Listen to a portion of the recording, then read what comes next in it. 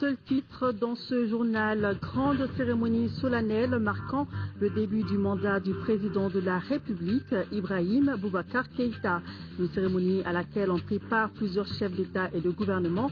Nouveau départ pour le Mali et avec le soutien des pays amis pour la réconciliation et la reconstruction dans une démocratie bien malienne. Madame, Monsieur, bonsoir et bienvenue dans ce journal. Grande mobilisation ce matin au stade du 26 mars pour cause la cérémonie solennelle marquant le début du mandat du président de la République, Ibrahim Boubacar Keïta. Une cérémonie à laquelle ont pris part plusieurs chefs d'État et de gouvernement. Le président Ibeka a saisi cette occasion pour assurer ses hôtes de sa volonté de restaurer l'honneur du Mali.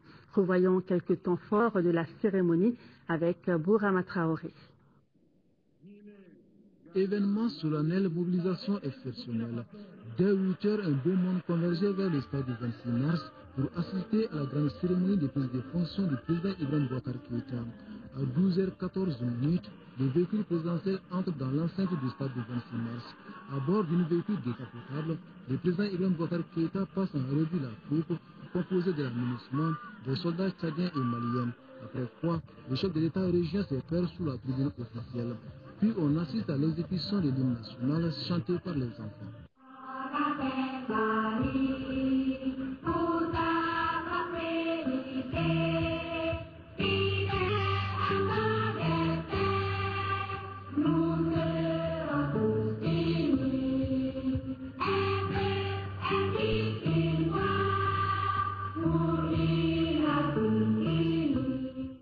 Après l'exécution de l'hymne national, l'assistance a eu droit à un documentaire sur le parcours d'Ibeka.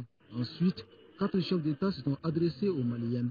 Il s'agit de François Hollande de la France, Alassane Dramane Ouattara de la Côte d'Ivoire, Idriss Déby Itno du Tchad et du roi Mohamed VI du Maroc. Tous ont réitéré leur soutien au Mali pour une sortie rapide et définitive de la crise. Après ces assurances présidentielles, le public a assisté à une prestation de l'artiste Fandani Touré, suivie de celle des masques Dogon. Cette cérémonie marquant le début du mandat du président Ibrahim Boubacar Keïta devait s'achever par un défilé militaire et un tour d'honneur. Deux activités qui n'ont finalement pas eu lieu. C'est un nouveau départ pour le Mali et les soutiens des pays amis pour la réconciliation et la reconstruction ne feront pas défaut. Voilà ce qu'on peut retenir des discours prononcés par les présidents François Hollande, Alassane Ouattara, Idriss Déby Itno et Sa Majesté le roi Mohamed VI au cours de la cérémonie de prise de fonction du président Ibrahim Boubacar Keïta. Ils n'ont pas aussi manqué de formuler des vœux de réussite, mais aussi des conseils pour le nouveau président et le Mali. Voyons les points saillants de ces différents discours avec Sidiki Dambéli.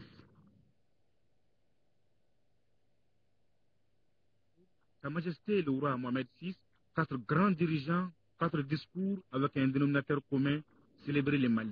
Car en effet, c'est une nouvelle page de l'histoire politique du Mali qui s'ouvre avec cette cérémonie officielle de prise de fonction du président Ibrahim Boubacar Keïta.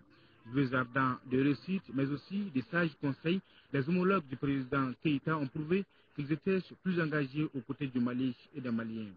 Le chantier qui est devant vous est vaste et complexe. Vous en êtes le principal maître d'ouvrage. Vous n'avez pas droit à l'erreur, mais vous ne réussirez à reconstruire le Mali tout seul. D'où la nécessité d'associer toutes les forces vives du pays à l'œuvre colossale de la réconciliation qui vous attend. Face à la situation particulière que vient de traverser le Mali, il faut sortir des sentiers battus par des initiatives exceptionnelles.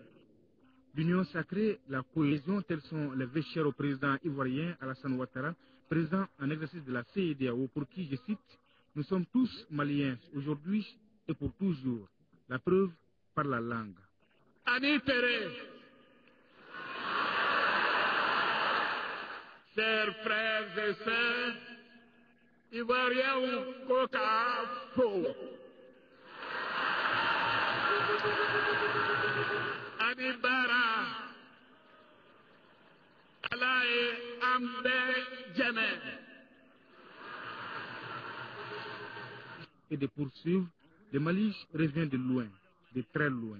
Le retour à l'ordre constitutionnel démocratique du Mali et la restitution de l'intégrité du territoire a été le fruit de la solidarité de la CEDEAO, de l'Union africaine, de l'Union européenne, des Nations unies, de la France, des États-Unis d'Amérique, des pays du Champ, du Tchad, de l'ensemble des pays contributeurs de troupes et de toute la communauté internationale.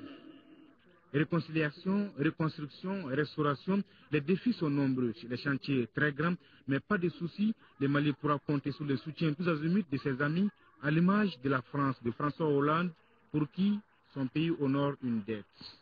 La France sera là pour vous accompagner, pour le développement, pour l'État, la démocratie, pour la réconciliation.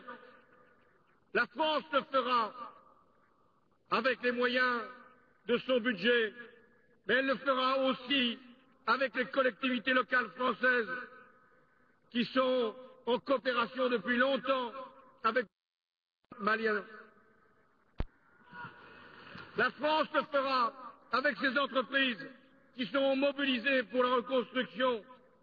La France le fera avec les organisations non gouvernementales pour aider la population.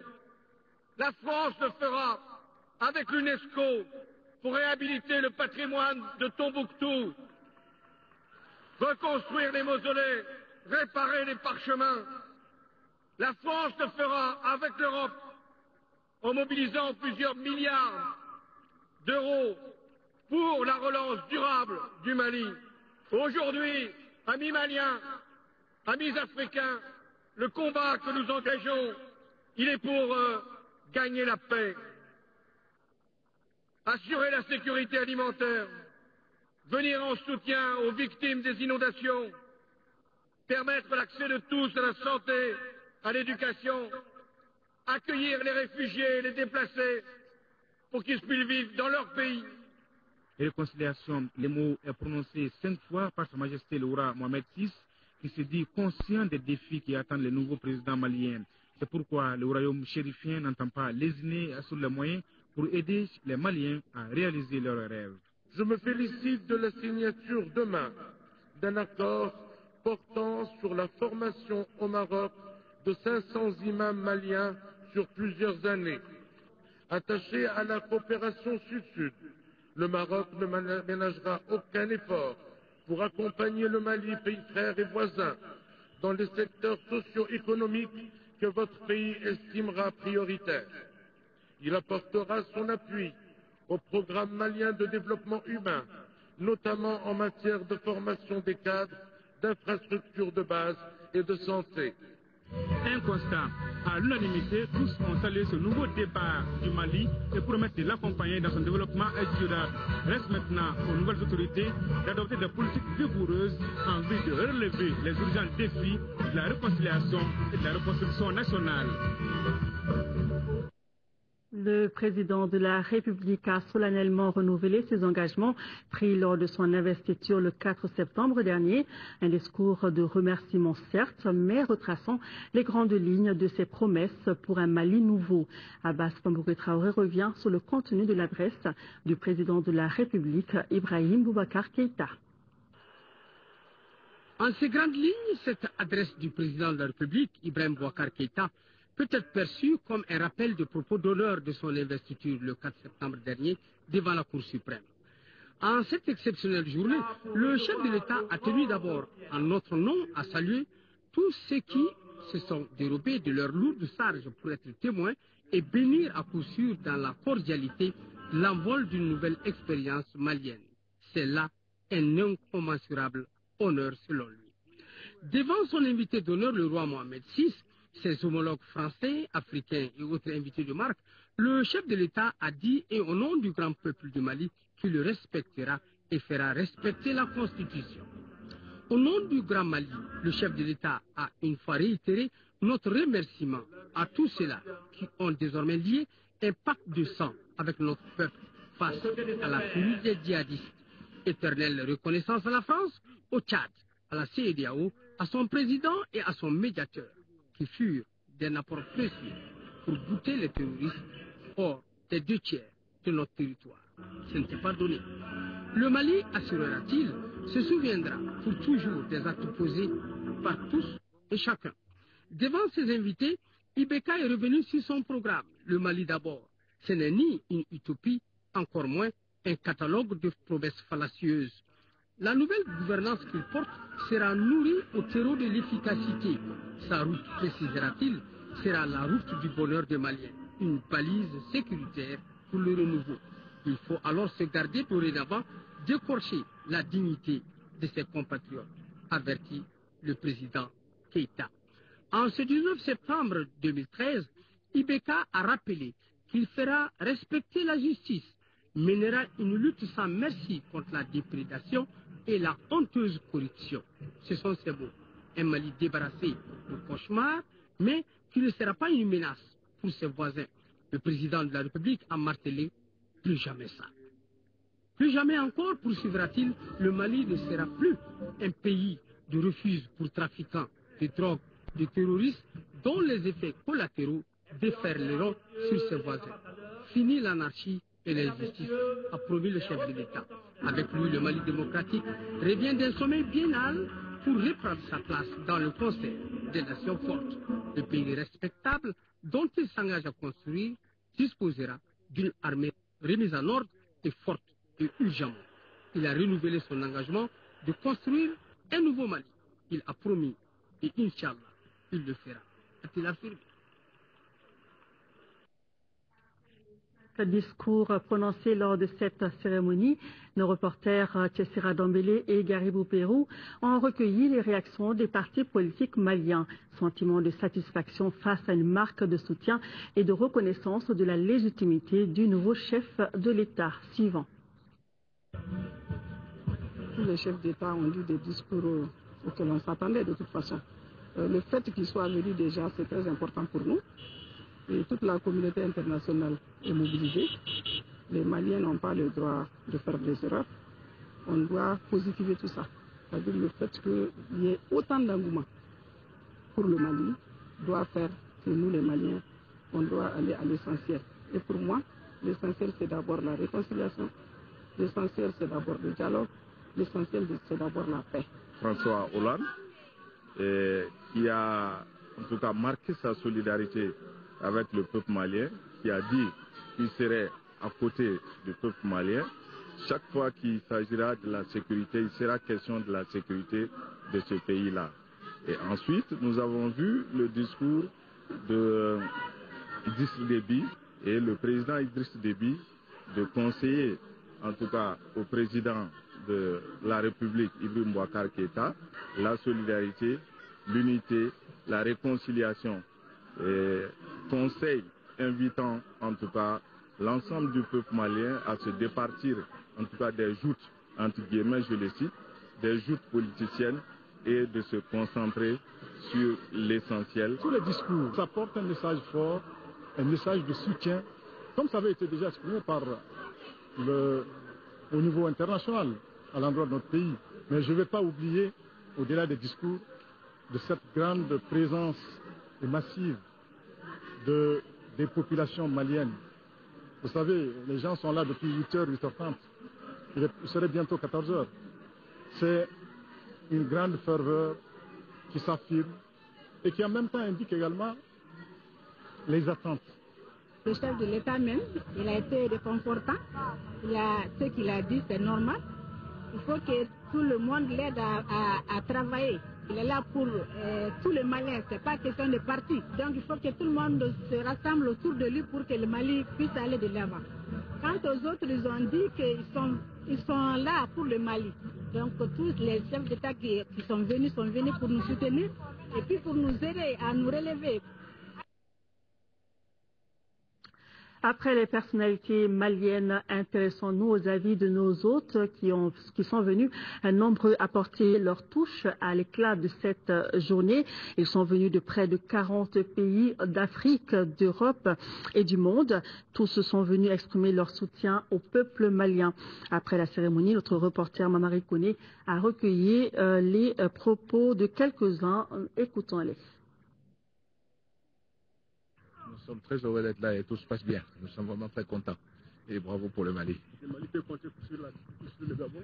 Mais le Mali, c'est très bien qu'il peut compter toujours sur le Gabon. C'est tout à fait naturel que je sois présent ici à Bamako. Il s'agit d'un événement, comme vous le savez, historique. Le Mali est en train de renaître. Et il est tout à fait normal que je vienne participer à cette renaissance du Mali. Je crois que le Mali est du retour. Et c'est ce retour du Mali que nous venons fêter aujourd'hui. D'abord, c'est pour partager ce moment de bonheur, de joie avec le peuple malien. Féliciter le président Ibrahim Boubacar Keïta, qui a été élu de manière un peu plus démocratique. Et cette journée est une journée de paix, une journée de démocratie retrouvée, une journée d'indépendance retrouvée, une journée de solidarité africaine et internationale.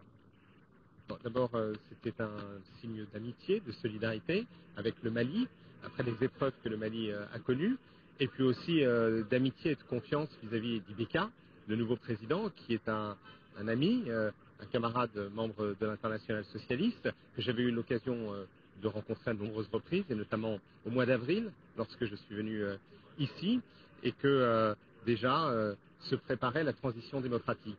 Je crois qu'après avoir réussi à faire en sorte que le Mali retrouve sa pleine souveraineté grâce à la solidarité internationale, il faut aujourd'hui que cette solidarité internationale soit aussi au rendez-vous des nouveaux défis que le Mali doit relever, ceux du développement, ceux de la réconciliation, ceux de la reconstruction, de la refondation, comme a dit le président Ibrahim Boubacar Keïta.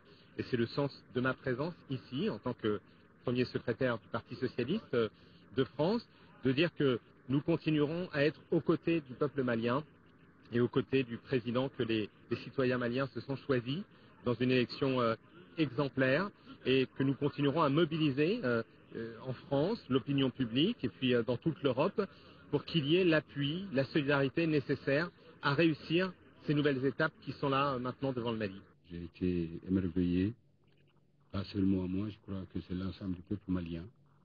Et laissez-moi vous dire, c'est vrai que je suis le président de la diaspora, mais on était nombreux cette fois-ci à ce rendez-vous parce que tout le monde sent l'engouement.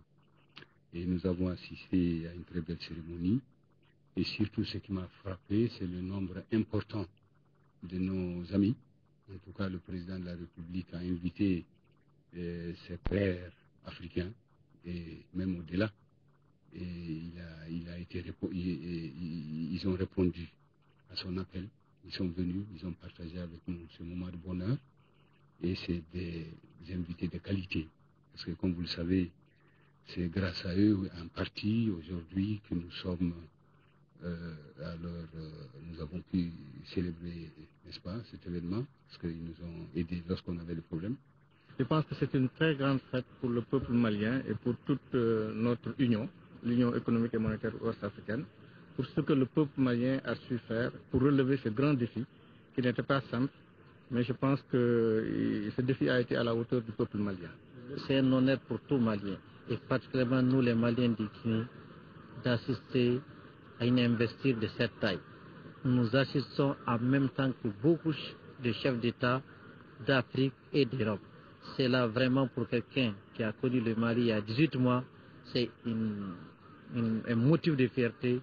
Vraiment, nous sommes très heureux et nous pensons qu'à partir de là, les Mali et les Maliens retrouveront leur place dans le concert des nations. Très content d'être là aujourd'hui. Je crois que ce que Ibeka a fait, c'est une manière et l'hommage rendu par les rois, par les présidents du monde entier, un honneur d'être là, vraiment, très fier. J'étais très content d'être là et nous sommes tous très heureux de l'investiture du président Ibeka. Clairement, une nouvelle page de l'histoire du Mali s'ouvre après cette élection qui a été si nettement réussie par tous les Maliens. Voilà, et notez que nous vous proposerons demain l'intégralité du discours du président de la République, Ibrahim Boubacar Keïta, discours prononcé au stade du 26 mars.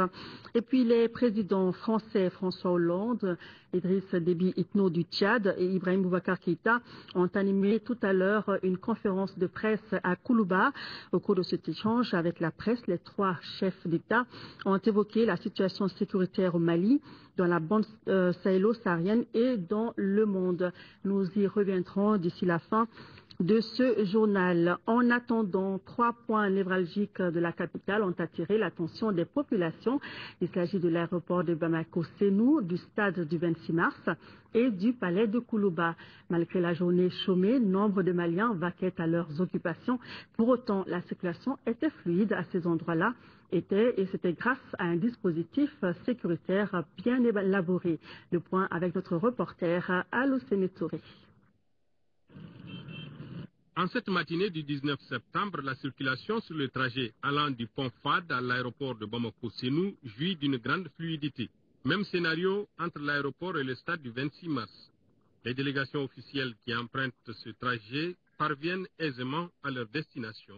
Et pour cause. Pour cet événement, nous avons engagé l'ensemble des 5 compagnies du GMS. Quand on comprend qu'une compagnie fait environ 200 et quelques éléments, vous pouvez vous faire déjà une idée sur le nombre. Donc, comme je l'ai dit, pour l'événement, nous avons déjà prédisposé des forces au niveau des commissariats de sécurité publique, 13e arrondissement, 7e arrondissement et les autres compagnies de la ville, qui, en cas de pépin, doivent intervenir. Il y a un jalonnement très important du domicile du président de la République jusqu'à l'aéroport, de l'aéroport jusqu'ici. Pourtant, à certains endroits, ça coince, en particulier à l'approche du stade du 26 mars. Ce m'a été signalé, il y a un problème de coordination. Il faut se dire que tous les éléments qui sont ici ne sont pas du GMS. Pour ce qui est de la ceinture extérieure, ce sont les éléments de la garde nationale. Donc, on ne peut pas être au four et au moulin à la fois. Cet après-midi, le balai des véhicules officiels convergeant vers Koulouba se poursuit, le point d'aboutissement étant le banquet de la présidence de la République. Vu le nombre élevé vraiment des véhicules, nous avons vraiment un nombre limité par rapport au parking, donc tout le monde ne pouvait pas partir en même temps. Les responsables de la sécurité demandent encore une fois l'indulgence de la population, car certains de nos hôtes passent la nuit et une partie de la journée de demain. Cérémonie exceptionnelle, couverture grandiose, c'est du moins ce qu'on peut noter de cette cérémonie solennelle. Plus d'une centaine de journalistes étrangers ont fait le déplacement de Bamako pour couvrir cet événement, avec cependant quelques difficultés liées à la sécurité. Mohamed Diarra nous en parle. Les Maliens avaient rendez-vous ce jeudi avec l'histoire. L'événement exceptionnel est bien la cérémonie marquant la prise de fonction du président Ibeka. Témoin de l'événement, la presse nationale et internationale dans son ensemble. Une centaine de journalistes a fait le déplacement à Bamako pour couvrir cette cérémonie. Certains accompagnent leur chef d'État et d'autres, compte tenu de l'importance de la manifestation, sont venus en freelance. Certains journalistes nationaux et internationaux sont à leur première expérience. C'est ma première fois. L'investiture officielle là, mais ce n'était pas si grandiose que ça. Avec le nombre important des délégations qui se présentent aujourd'hui, je pense que c'est exceptionnel au Mali. Mais les événements se suivent, elles ne se ressemblent pas, c'est vrai. À chacun son dispositif et son plan de couverture. Certains retransmettent l'événement en direct sur leurs chaînes respectives. Le Maroc a déployé un nombre vraiment important pour couvrir cet événement parce que c'est un événement un peu spécial. C'est la première fois que notre roi visite un pays frère comme le Mali. Il y a 2 chaînes qui couvrent ce genre d'événement. Il y a la première chaîne, la CNRT, et la deuxième chaîne, la deuxième. La première chaîne il a assuré hier l'arrivée du roi en direct. Aujourd'hui, ils font la même chose. Concernant la couverture, ça va surtout être en fait des directs, puisque le président reste que 6 heures sur place. Ensuite, il y a des sujets qui seront faits depuis Paris, depuis les images qui seront envoyées ici. Et les journalistes qui sont là en télévision, ce sont surtout des directs. La presse nationale, aussi bien qu'internationale, n'a pas lésigné sur les moyens humains et logistiques pour couvrir l'ensemble des activités. C'est un grand événement et pour l'occasion, l'histoire a mobilisé une équipe très forte avec des journalistes et des photographes. La RTI est fortement mobilisée. Nous avons un journaliste de Fraternité Matin, notre quotidien national. Je suis moi-même journaliste et directrice des reportages institutionnels à la RTI. Donc à ce titre, je suis là. Nous avons un monteur, un caméraman et toute l'équipe présidentielle. Le RTM aussi, comme d'habitude, au cœur des grands événements, a sorti la grosse armada pour permettre à tout le monde de suivre l'événement. Un travail qui ne se passe pas sans difficulté. Certains ont du mal à atteindre leur cible. On n'a même pas encore fait d'image. Moi, je suis la presse présidentielle, je venais à mon président, mais la sécurité ne nous permet pas de travailler. Je suis venu à mon président depuis 5 heures, on a quitté, on a l'aéroport, voilà, je n'aime pas l'image de mon président. En tout cas, pour cette cérémonie grandiose, le défi de la couverture médiatique a été relevé.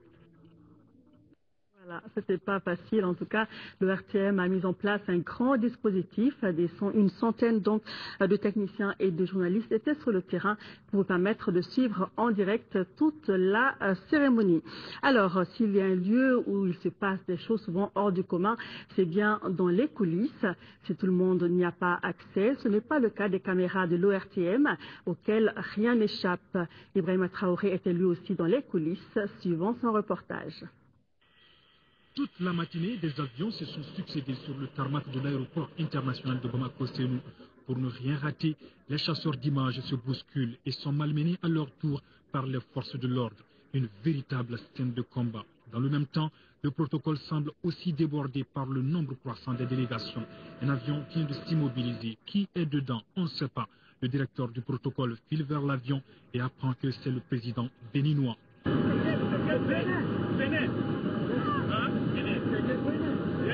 L'improvisation était réellement au rendez-vous à l'aéroport. En témoigne ce monsieur qui court à grande vitesse avec un tapis rouge pour accueillir un chef d'État qui vient d'arriver. Et naturellement, ce tapis est nettoyé chaque instant, y compris la voiture du président de la République. Le rythme est infernal. L'effet de la fatigue impose souvent un repos aux porteurs d'uniforme qui se détendent ici sur le tarmac.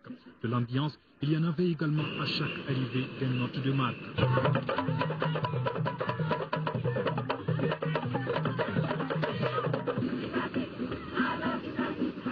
Les drapeaux maliens et français sur l'avion du président Hollande ont aussi attiré l'attention du public.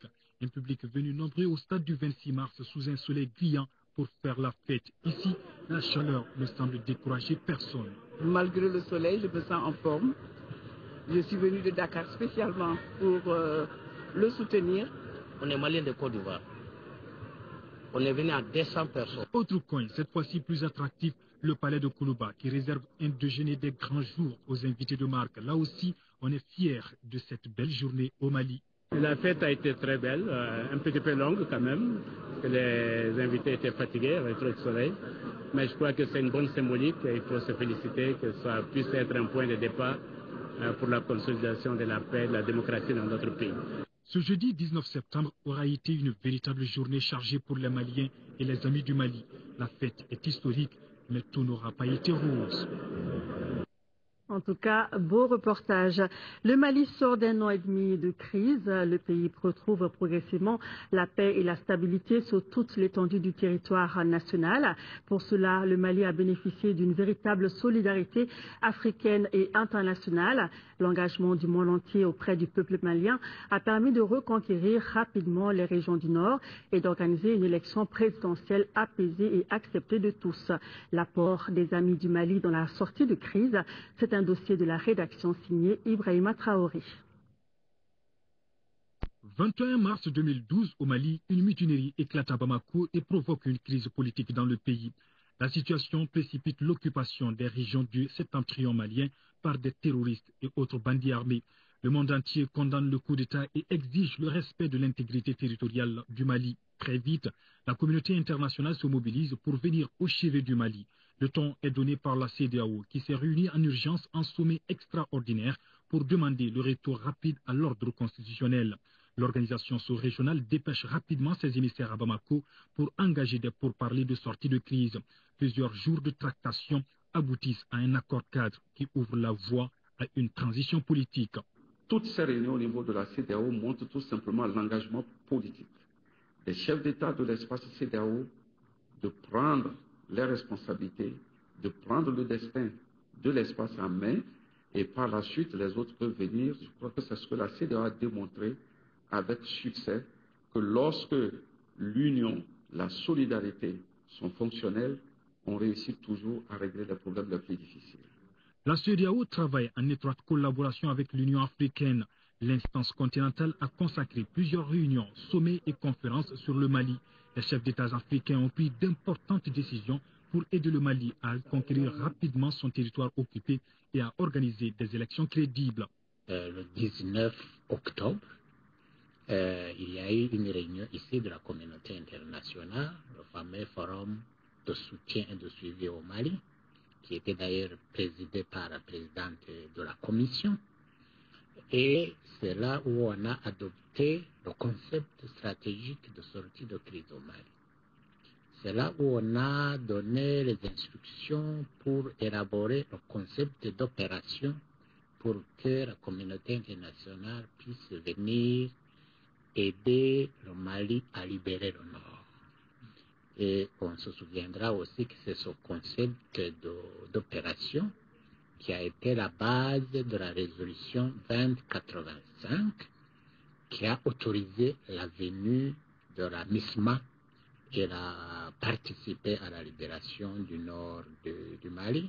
Par cette action, il y a une remise en cause de la souveraineté du Mali par des terroristes, narcoterroristes. L'étape première étant le Mali, les autres pays, le Niger, le Burkina, le Tchad, sont aussi sur leur liste comme objectif à atteindre. Donc, à la demande du président de Traoré lui-même, nous avons donc engagé nos forces qui combattent aux côtés des forces maliennes. L'Union africaine est fière de l'exploit de l'armée tchadienne et du rôle important des pays du champ pendant la libération du Nord. L'UA a beaucoup contribué aussi à la mobilisation des partenaires internationaux. Avec l'Union européenne, on note des actions comme l'aide humanitaire aux populations victimes de la crise, la formation de l'armée malienne dans le cadre de l'EUTM ou encore l'organisation de la conférence des donateurs tenue à Bruxelles le 15 mai 2013 au profit du Mali. Suite à cette conférence, donc nous on a promis 500 millions d'euros, on a décaissé assez rapidement 90 millions d'euros avec un appui budgétaire. On a repris toutes sortes de projets, on va prochainement reprendre les travaux sur la route à Timbuktu. On a aidé largement que le Mali retourne dans un système démocratique. Avec le support aux élections, on a supporté à une côté financièrement, mais on a supporté beaucoup des Maliens avec notre mission d'observation. Dès 2012, on a commencé à préparer une mission sécuritaire qui s'appelle EU Training Mission in Mali, donc la formation de l'armée malienne, qui a débuté rapidement après l'intervention française. Les Maliens se souviendront longtemps du soutien de la France au processus électoral et surtout de l'opération Serval. C'était le devoir de la France qui agissait au nom de la communauté internationale. Parce que moi, je n'oublie pas que lorsque la France a été elle-même attaquée, lorsqu'elle cherchait des soutiens, des alliés, lorsqu'elle était menacée pour son unité territoriale, qui est venu alors? C'est l'Afrique, c'est le Mali. Merci. Merci au Mali. Nous payons aujourd'hui notre dette à votre égard. Aux Nations Unies, le dossier Mali est toujours resté une priorité. Le Conseil de sécurité a voté un certain nombre de résolutions pour autoriser et soutenir les initiatives visant à ramener la paix et la stabilité sur l'ensemble du territoire national. Nous travaillons, je crois, sur 4 pistes pour vous accompagner. Le premier, c'est la sécurité. Le deuxième grande piste, c'est la sécurisation aussi des réfugiés, des déplacés qui veulent revenir. Je crois que le troisième piste important, c'est tout ce qui est à faire avec justice, droits de l'homme et de la femme.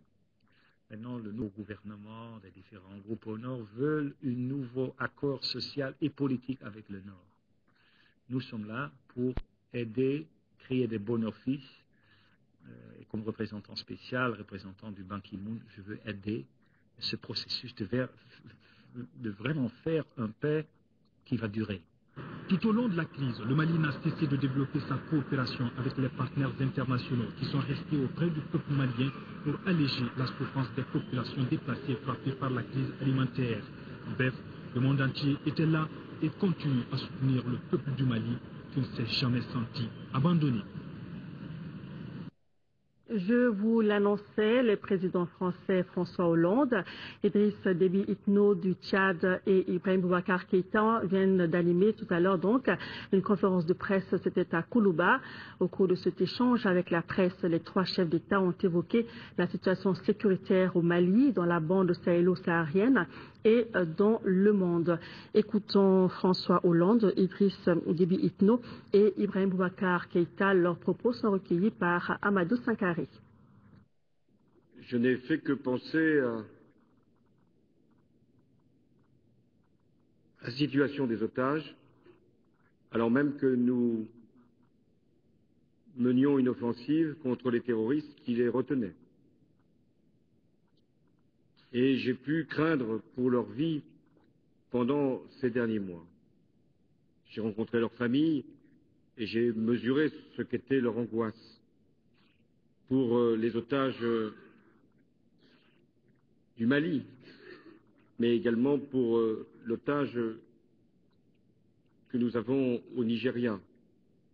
Et il y a eu pendant un temps des otages qui avaient été retenus d'abord au Cameroun, puis au Nigeria.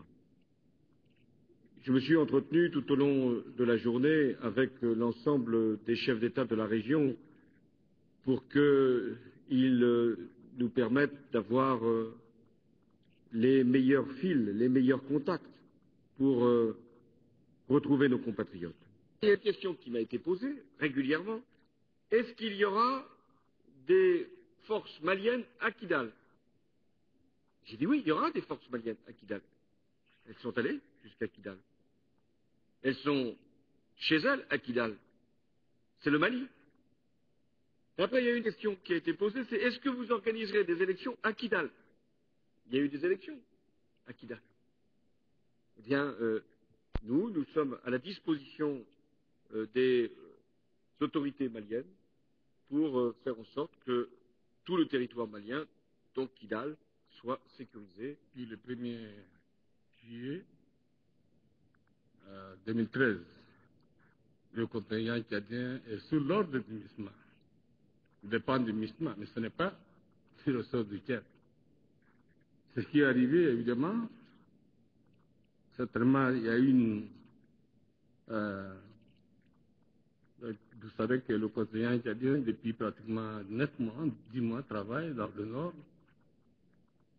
une région très austère, très difficile, bien sûr.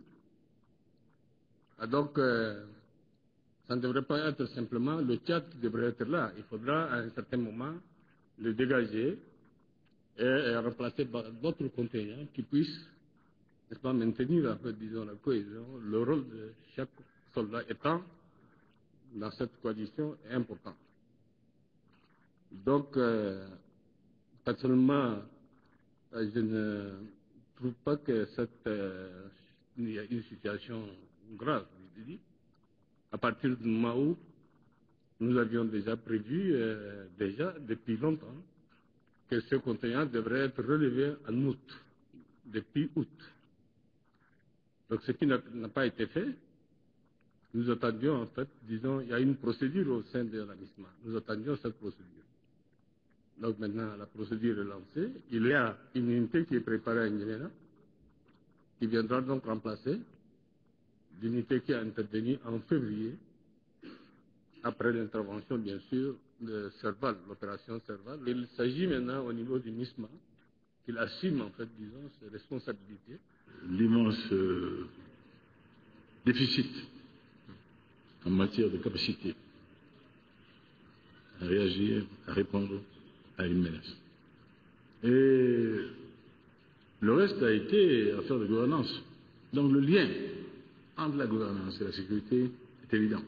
dès l'instant où vous mettez à nier les évidences, vous pensez que la menace ne concerne que le voisin, vous n'y avez aucune part, c'est la dérive qui a commencé et qui peut amener à l'abîme que nous avons connu. Longtemps, nous avons dit non, nous ne sommes pas concernés. Soyez les djihadistes, au fond, nous, ils ne font pas de mal à nous. Ce n'est pas nous, les Maliens, qui sommes concernés, nous ne sommes que les receleurs de leur forfait. Eh bien, ils nous en appuient. Et je crois que c'est une question aujourd'hui qui est transfrontalière, qui nous concerne tous. Et plus tôt nous nous mettrons à y réfléchir, à y penser sérieusement, à trouver des solutions capables de nous faire progresser dans ce domaine par la mise en place d'un système de défense mutualisé, efficace, équipé,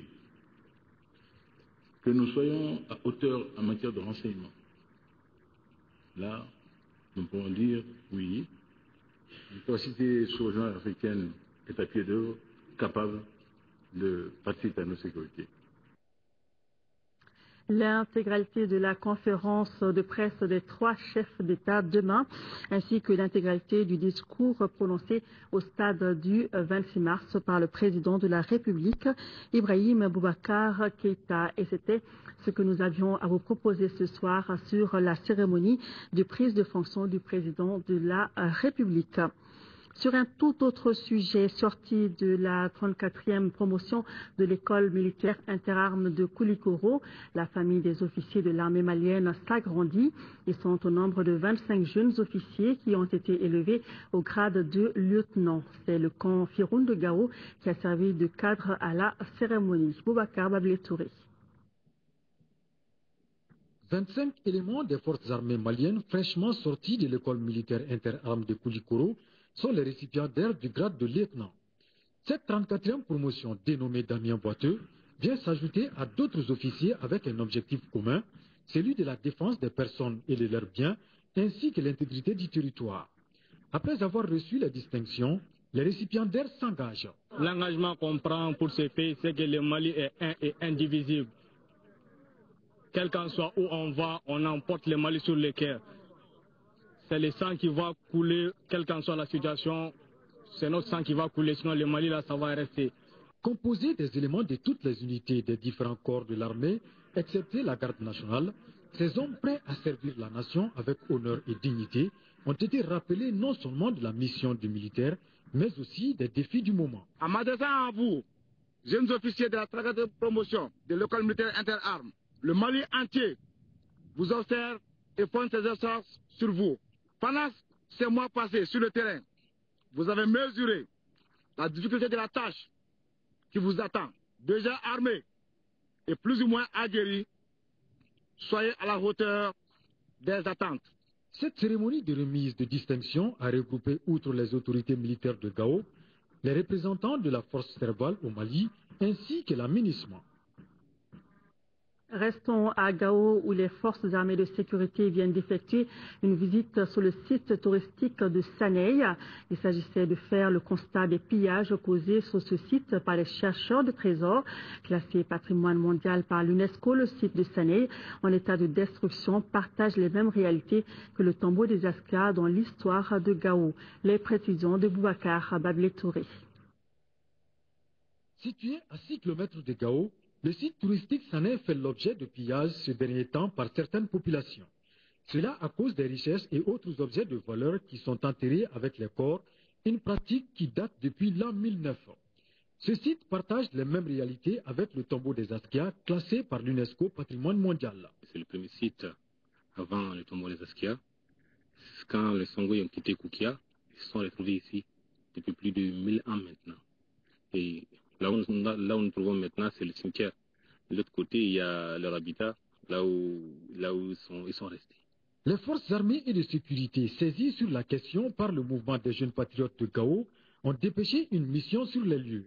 Le constat est amer, d'où la nécessité de prendre les mesures urgentes. Nous avons commencé des patrouilles immédiatement, des patrouilles quotidiennes de nuit pour dissuader vraiment des gens qui se présentent là et qui sont auteurs vraiment de ces actes vraiment plus orthodoxe.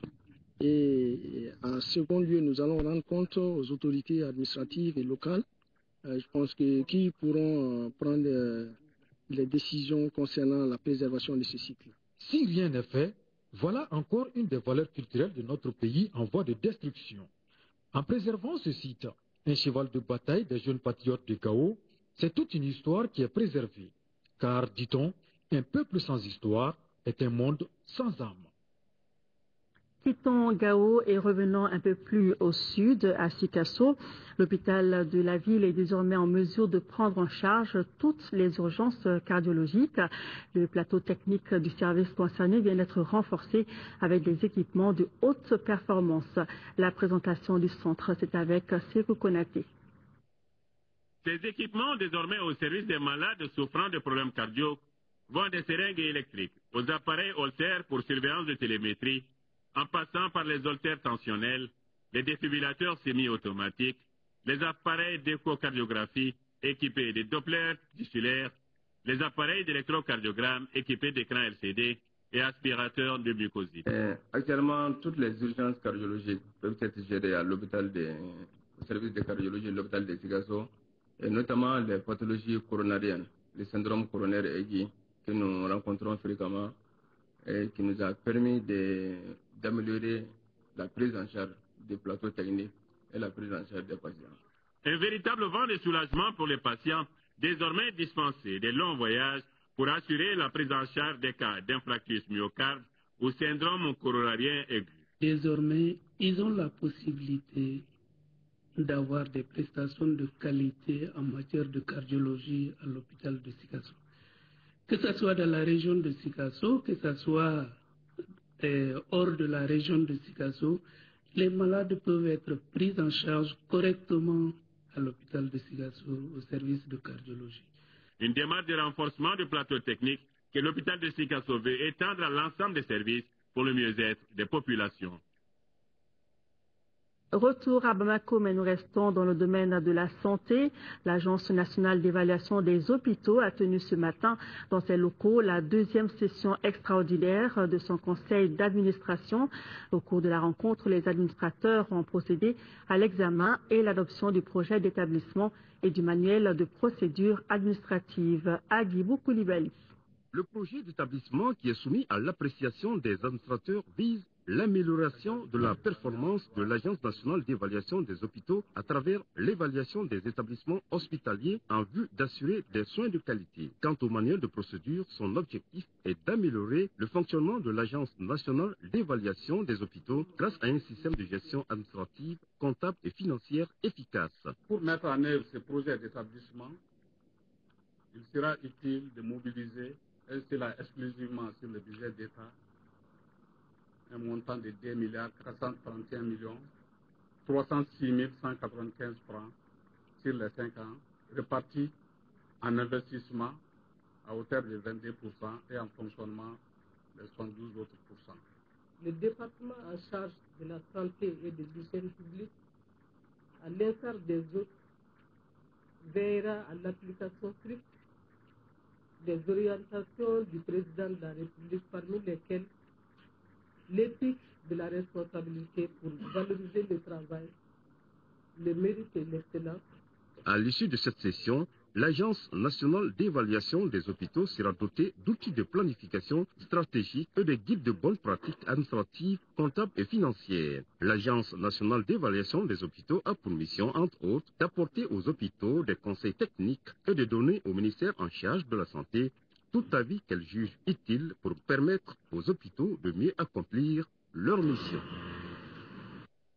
Et dans nos kiosques, la revue Secteur privé et agricole fête à sa manière les festivités du 19 septembre par la parution de son numéro spécial avec l'édition du doyen Joseph Keita sur les premières vérités d'Ibeka pour le retour de nos valeurs.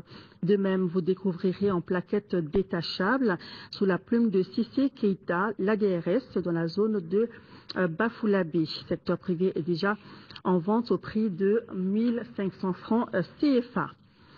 Comment réussir la réconciliation nationale après les dures épreuves qu'a traversé notre pays? C'est la question à laquelle s'intéresse ce soir l'interview de la semaine.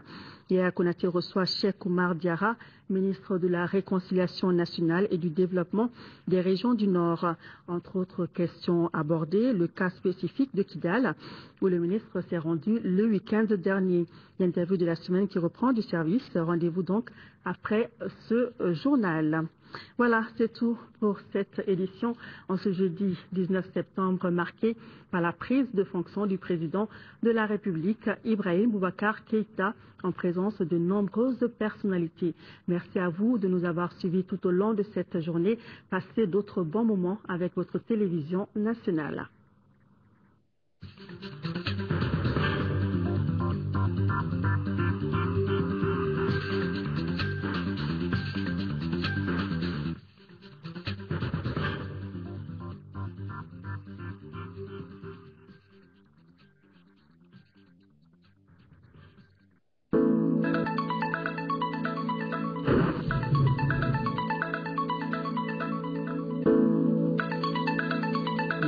Météo avec la BDM SA.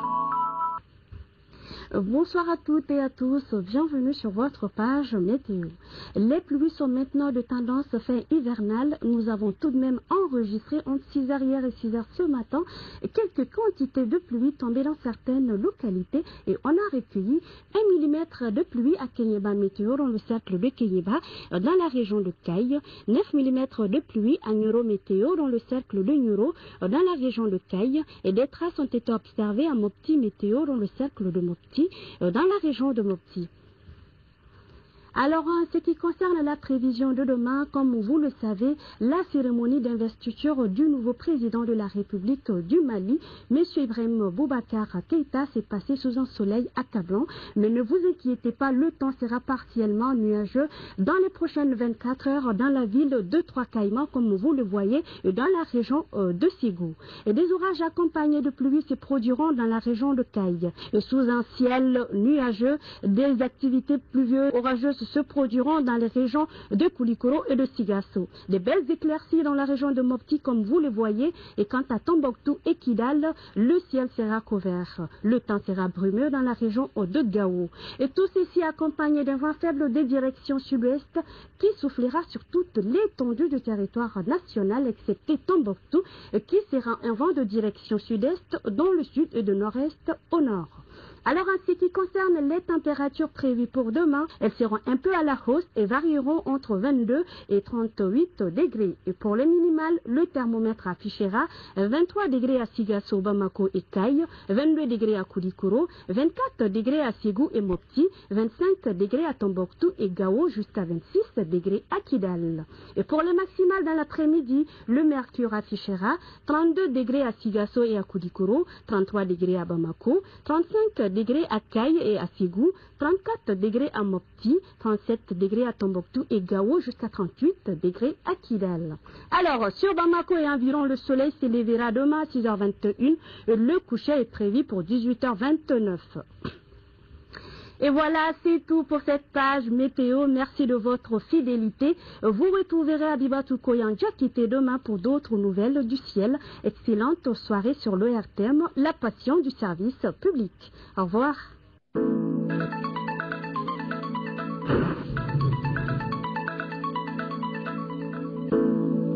C'était la page météo avec la BDM SA. Nous sommes en période d'hivernage, période favorable à l'épidémie de choléra. C'est pourquoi le ministère de la Santé rappelle aux populations d'observer certaines mesures de prévention simples pour nous protéger du choléra. Il s'agit de traiter toutes les eaux provenant des puits à l'aquatable ou à l'eau de javel et les eaux des fleuves, des mares, des marigots et des rivières avec le pur. Tremper pendant 15 minutes les fruits et les légumes cuits dans de l'eau javelisée avant de les consommer. Conserver les aliments dans des récipients propres et bien fermés. Réchauffer bien le reste des aliments couchés avant de les consommer. Utiliser les latrines et éviter la défécation dans la nature et surtout dans les cours d'eau. Désinfecter les toilettes et les latrines avec du grésil. Se laver les mains au savon au sortir des toilettes et après le lavage anal des enfants, se laver les mains au savon avant de manger ou de donner à manger, évacuer régulièrement les ordures ménagères et avertir le centre de santé de votre localité devant tout cas de diarrhée suivi de vomissements persistants. En se rendant sur les lieux saints de l'islam, le pèlerin n'a pas besoin de se surcharger inutilement de certaines choses. Car à son arrivée en Arabie Saoudite, notamment à l'aéroport, le pèlerin est généralement soumis aux exigences liées au trafic aérien et au respect des lois du pays d'accueil. Ainsi, sa personne et tous ses bagages à main font l'objet de fouilles minutieuses. Il est strictement interdit d'avoir dans ses bagages tout ce qui s'appelle talisman. Objets tranchants, médicaments sans ordonnance, aliments cuits et excitants. Et si l'on découvre l'une de ces choses sur vous, vous êtes soumis aux tracasseries et l'objet en cause est immédiatement jeté dans les poubelles. La maison du Hajj vous souhaite un bon pèlerinage sur le lieu saint de l'islam.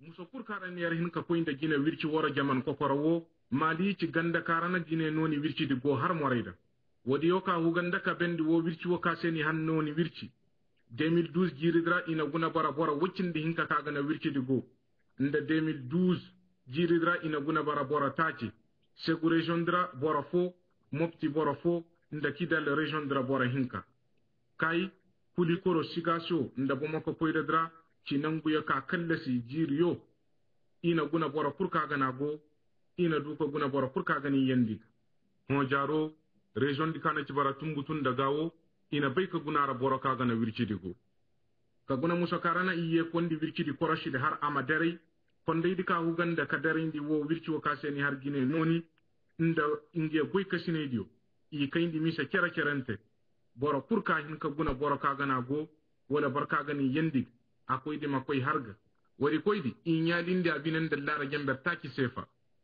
sadi politique gina hunyo nda kokoy tare borayo faranda miryo addin gina hunyo konde nda ONG borayo alhabat tondi koyyo yerma tondi yerma faaba fodi yerma tondi boro pour kagana iguna wo wirciwo kaseni har gine noni har ama dere yer gande der yerma gurje har gine noni wirci masibara yerma li gande der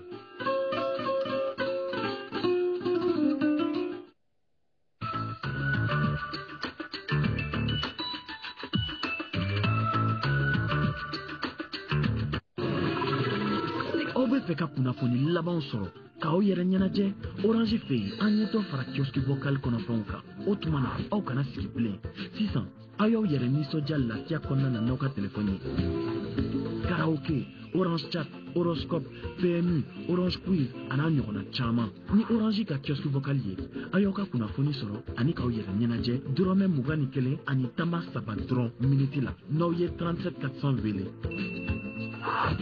S'informer change avec Orange, la vie change avec Orange. Ni Maliteli, d'offre la clé 3G plus connexion fanga ka